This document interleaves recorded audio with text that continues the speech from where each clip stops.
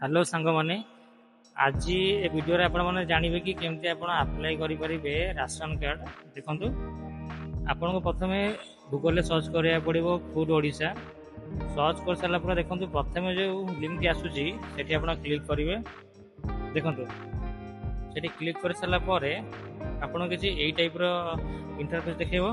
देखंतु एटा होची हमर राशन कार्ड रो वेबसाइट। ठीक अछि, ये आसला पर देखंतु ऊपर जो लिखा है सिटीजन सर्विसेज आपण सेठी क्लिक करिवे। देखंतु क्लिक कर सारा पर हमहु से कहूची कि एनएफएसए आउ एसएफएसए।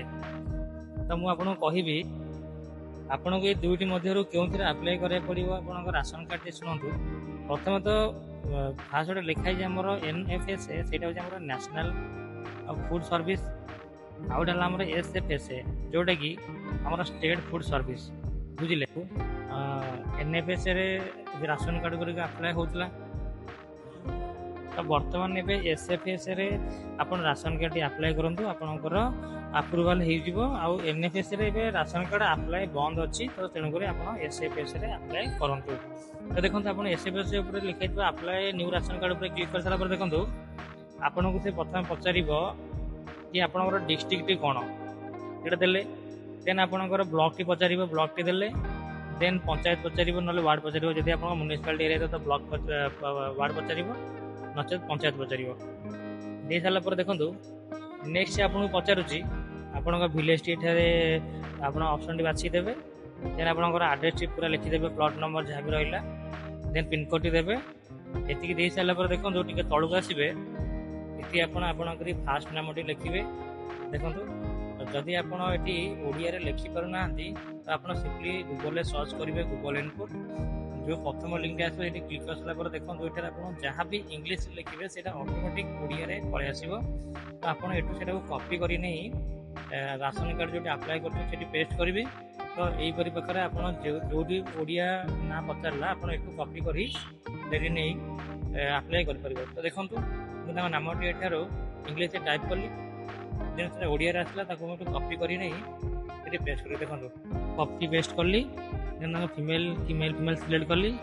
देन ताको डेट ऑफ बर्थ देली। देन ताको रिलेशनशिप मन कर जे फास्ट से तो हेड रहिबे। पर then voter I card number टी देबे। देन ताकर आधार नंबर टी देबे। देन ताकर बापा नाम टी टाइप करिवे। देन ताकर स्वामी नाम टी टाइप करिवे। बस यही प्रकार आपण ताको फैमिली रो जेतिकी लोक अछंती समस्तंकर नाम एठारे गोटे पर गोटे आपण देई देबे। देखंतु देई सारला पर तो टिके तळुक आसला पर देखो लिखा है आपनकर डीलर नामटी कोन। आपण एथरा आपण डीलर नामटी देबे। यदि डीलर ना जाननांती ताहले आपनको पड़िसा घर कि अन्य कोनसी आपनको एरिया रो जहां कार्ड अछि ताको कार्ड रो प्रथम पेज रे से डीलर नामटी लिखा हितबो। सेटा आपण सेटा कॉपी करी एठी आपण सर्च करी से डीलर नामटी देबे। तो साइड रे लिखा हितबो ऑटो इंक्लूजन क्राइटेरिया सेटा आपण डेली लेबर बोली चूज करिवे।